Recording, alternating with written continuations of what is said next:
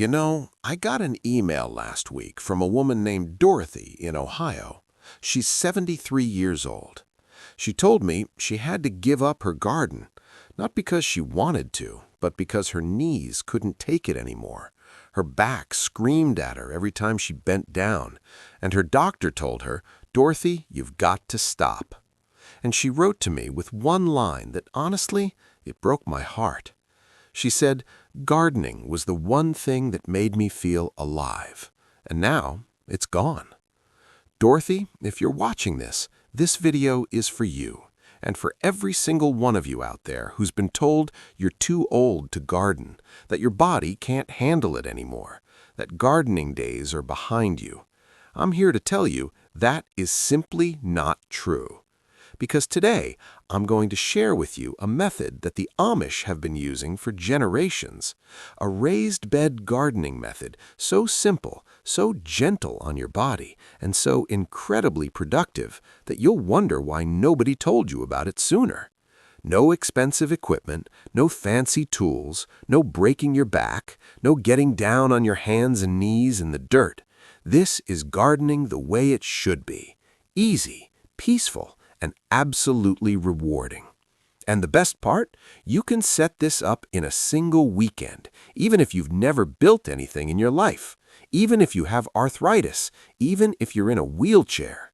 So grab your coffee, settle into your chair, and let's walk through this together, step by step, nice and slow, the way we like it. And please, if you find this helpful, do me a small favor and hit that subscribe button. This channel is built for us, for seniors who still love getting their hands in the soil. We're a community here, and I'm glad you're part of it. All right, let's get started. Why the Amish? Now, before I show you exactly how to build this raised bed, let me tell you why I look to the Amish for gardening wisdom. You see, the Amish don't garden as a hobby, they garden to survive. Their families depend on what comes out of that soil, so they can't afford to waste time, money, or energy on things that don't work. Everything they do is practical. Everything is tested, not in a laboratory, but in real life, over decades, over generations. And here's what really got my attention. The Amish have seniors in their communities who garden well into their 80s, some even into their 90s, and they don't stop. You know why? Because their methods are designed to work with the body, not against it. They don't use rototillers that shake your arms and shoulders. They don't dig deep trenches. They don't spend hours bent over in the hot sun. Instead, they use raised beds, but not just any raised beds. Their approach is different from what you see on those fancy gardening shows on TV or those young folks on Instagram. The Amish raised bed method focuses on three things. Number one, the right height. Not 12 inches, not 18 inches. They build them high enough so you barely have to bend at all.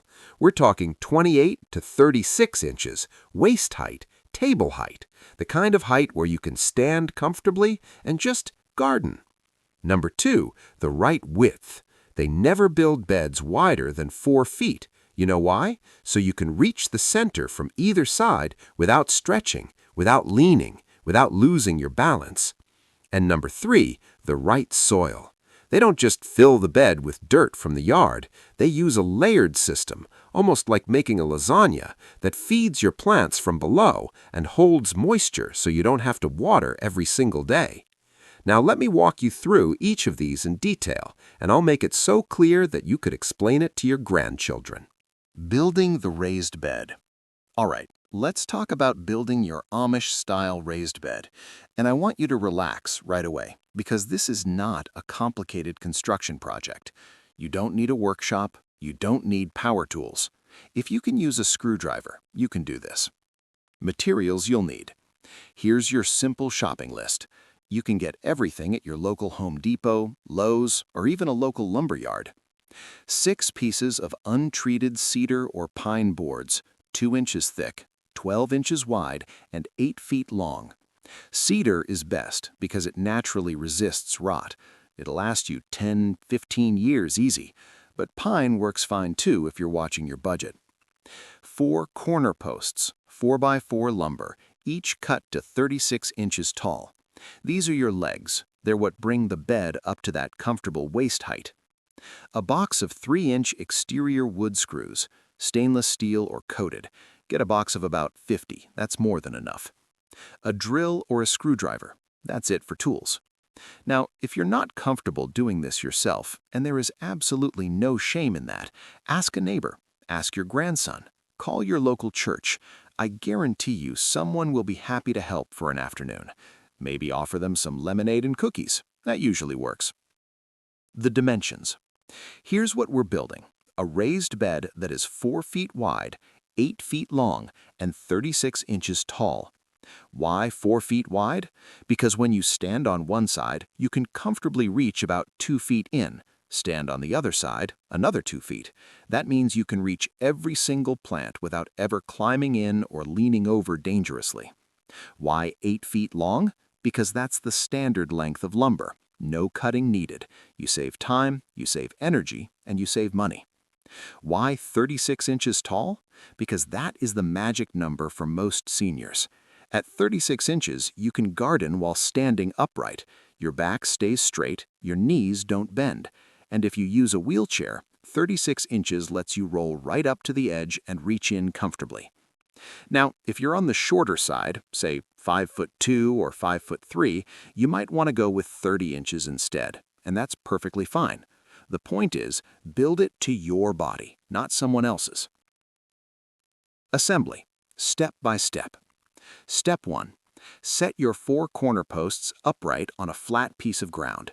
If you have a patio, a driveway, or a nice flat spot in your backyard, that's perfect. Step 2. Take your first board and screw it into 2 of the corner posts. This makes one side of your bed. Use 3 screws per connection. That's plenty strong. Step 3. Do the same thing on the opposite side. Step 4. Now connect the 2 short ends. You'll need to cut 2 boards down to 4 feet for these end pieces. If you don't have a saw, the lumberyard will cut them for you. Most places do it for free. Step 5. Stack your boards. You'll go 3 boards high on each side. That gives you 36 inches. Screw each layer into the corner posts as you go. And just like that, you have a raised bed, standing there, beautiful, ready to fill. The whole thing takes maybe 2 hours, maybe 3 if you're taking your time and enjoying the process. And honestly, that's how it should be. One little tip the Amish taught me: put a flat board across the top edge of the bed, like a little shelf, about 6 inches wide. It gives you a place to set your tools, your seed packets, your glass of iced tea, and, this is the best part, it gives you a place to sit. You can sit right on the edge of the bed and garden at a comfortable arm's reach. No stool needed, no chair to drag around. The Amish layered filling method. Now here's where the real Amish magic happens, because how you fill this bed, that's the secret to everything. The Amish don't just dump a bunch of topsoil in there and hope for the best. No, sir. They use a layering method that does 3 incredible things. 1, it saves you money because you don't need 36 inches worth of expensive soil. 2, it feeds your plants naturally for years without chemical fertilizers. And 3, it holds moisture like a sponge, so you water less. Let me walk you through the layers. Think of it like building a sandwich, a really big, really nutritious sandwich for your plants. Layer 1, the bottom, first 10 to 12 inches. Logs, branches, and sticks. Start with large logs and thick branches at the very bottom. These can be from a fallen tree in your yard, branches from a neighbor's tree trimming, or even old firewood that's too rotten to burn. This is actually based on an old technique called hugelkultur. The Germans and the Amish communities who came from that part of Europe have been doing this for hundreds of years. As these logs slowly decompose over time, they do 2 amazing things. They release nutrients into the soil above, and they act like giant sponges, soaking up water and slowly releasing it to your plant roots during dry spells. This means during those hot July and August days in Georgia, Texas, Ohio, wherever you are, your plants have a secret water reserve down below. You might only need to water 2 or 3 times a week instead of every single day. Layer 2, the middle, next 8 to 10 inches, organic matter. On top of those logs, you're going to add a thick layer of organic material. This can be dried leaves from last fall. If you bag them up, perfect. If not, ask your neighbors. Most people are happy to get rid of them. Grass clippings, but make sure they're not from a lawn that's been sprayed with chemicals. Old straw or hay, you can usually get a bale from a feed store for about $5 or $6. Kitchen scraps, vegetable peels, coffee grounds, eggshells, things you'd normally throw away. Shredded newspaper or plain cardboard with the tape removed. Now, the Amish add something special here that I love. They add a thin layer of well-aged animal manure, cow manure or horse manure, aged at least 6 months. You can buy bags of composted manure at any garden center for a few dollars. This is like rocket fuel for your soil. Pack this layer down gently, give it a good watering, let it soak. Layer 3, the top, final 10 to 12 inches, quality planting mix. This is where your plants will actually live. And here's the Amish recipe. It's simple and it's perfect. 1/3 good topsoil, 1/3 compost, homemade or store-bought, either works, 1/3 peat moss or coconut coir for moisture retention. Mix these 3 together and fill the top of your bed. Level it off nice and smooth. And that's it. That's your Amish raised bed, ready to plant. Now here's something really important. Over time, over the course of the first year, those bottom layers will decompose and the soil level will drop a few inches. That's completely normal. That's supposed to happen. When it does, just add more compost on top. Think of it as feeding your bed. Every fall, add a couple inches of compost. The Amish call this putting the bed to sleep for winter. And in the spring, it wakes up richer than ever. One more thing about this layering method. You will notice that in the first year, your plants grow well. But in the second year, they go absolutely crazy because by then, all those layers are breaking down and working together. The soil becomes alive with earthworms, beneficial bacteria, and fungi. It becomes what the Amish call living soil. And living soil grows the best vegetables you've ever tasted. What to plant? Okay, so your bed is built, it's filled, now what do we plant? And this is where I see a lot of seniors make a mistake. They try to grow everything, 30 different varieties, exotic plants they saw in a magazine, and then they get overwhelmed. The Amish don't do that. They focus on what I call the essential 8. 8 plants that are easy to grow, produce a lot of food, and don't require constant babysitting. Here are the essential 8 for senior gardeners. Number 1, tomatoes, the king of the garden.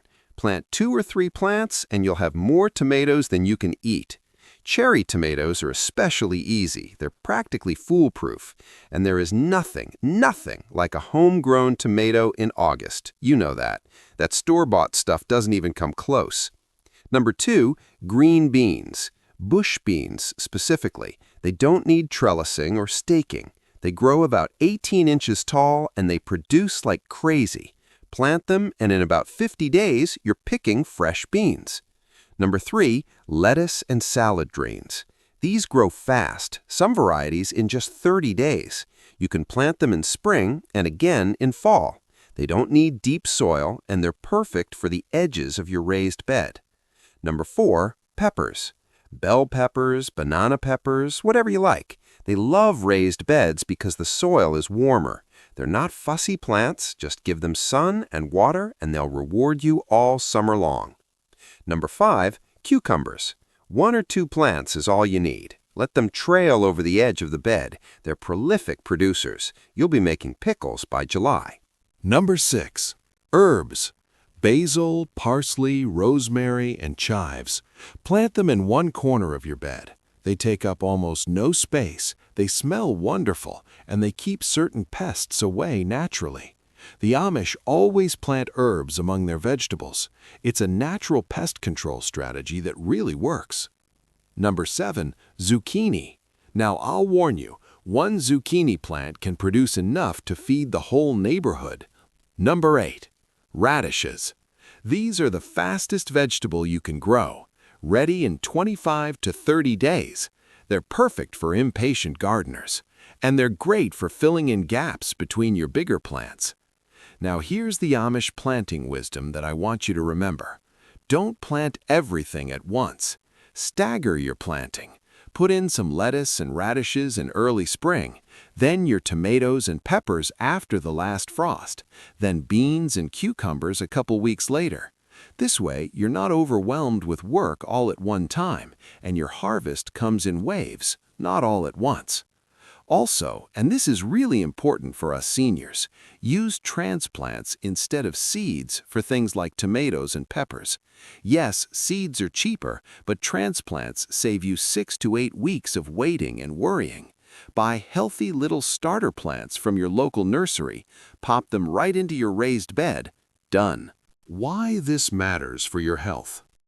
Now I want to talk about something that goes beyond tomatoes and green beans.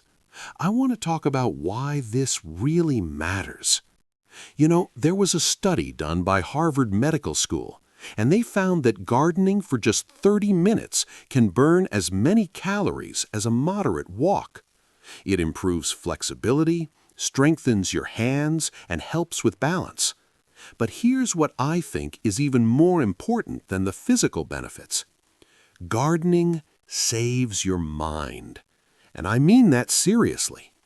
There's research from universities all over this country showing that seniors who garden regularly have lower rates of depression, lower rates of anxiety, and even lower rates of dementia. There's something about putting your hands in the soil, watching a seed become a plant, nurturing something living. It gives you purpose. And after retirement, after the kids have grown up and moved away, after you've maybe lost a spouse or a close friend, purpose is everything.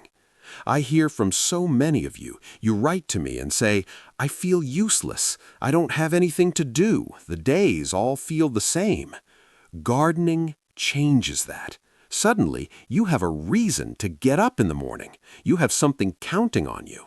Those little tomato plants need you. Those bean seedlings are waiting for you.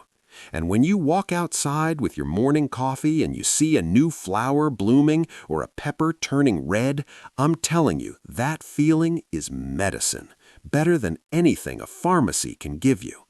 And with this Amish raised bed method, you can do it without pain, without strain, without worrying about falling, without dreading the physical toll. You garden at your height, at your pace, on your terms. That's freedom. And at our age, freedom is everything. The Amish understand this beautifully. In their communities, they don't push their elders aside. Their elders are the gardeners, the wisdom keepers. A 70-year-old Amish man or woman in the garden is respected. They're the ones who know when to plant, what the soil needs, how to read the weather. You have that same wisdom. You've lived a full life. You know things. And this raised bed, it's your place to use that knowledge, to grow something beautiful, to feel the sun on your face and the soil in your hands. If you found this helpful, the next video will take it even further. Click Watch Next to see 50+ onions from one container secret method that works. And don't forget to subscribe for practical, low-effort gardening tips. I'll see you in the next one.